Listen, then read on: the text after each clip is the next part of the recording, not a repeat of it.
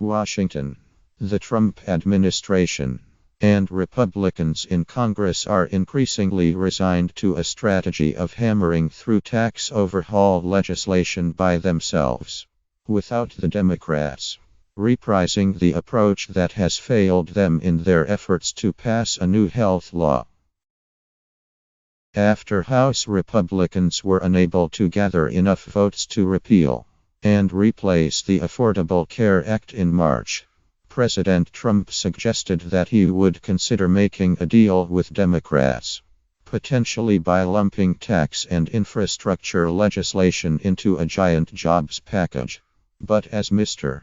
Trump crossed the 100-day benchmark he set for his presidency, it was clear he is preparing to work solely with Republicans on the first rewriting of the tax code in 30 years. At a Milken Institute conference Monday in California, Treasury Secretary Steven Mnuchin said Mr. Trump had abandoned the idea of combining the issues legislatively. "We've talked about putting infrastructure and tax together. I think we're probably not going to do that," Mr. Mnuchin said. Mr. Mnuchin also said the administration was designing a tax plan would fit the Senate's budget reconciliation rules, which require only a simple majority to pass. A senior administration official said last week Democrats had shown no interest in working with Mr. Trump, and that trying to create a bipartisan tax bill would quite likely waste months of precious time.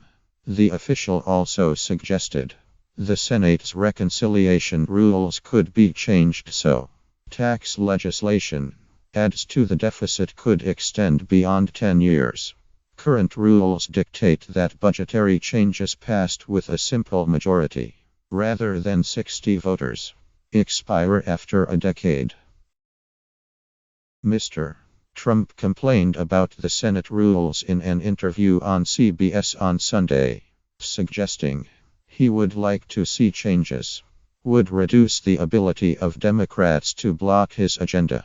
"I think the rules in Congress, and in particular the rules in the Senate, are unbelievably archaic and slow-moving and, in many cases, unfair," Mr.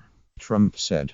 "In many cases, you're forced to make deals that are not the deal you'd make."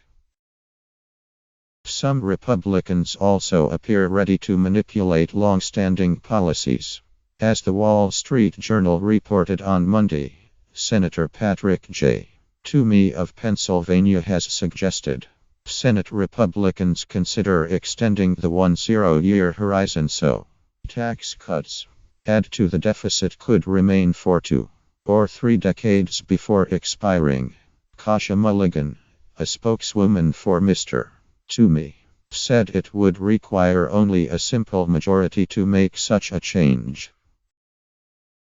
For now, Republicans are having a hard enough time getting on the same page on how they want to change the tax code. Mr.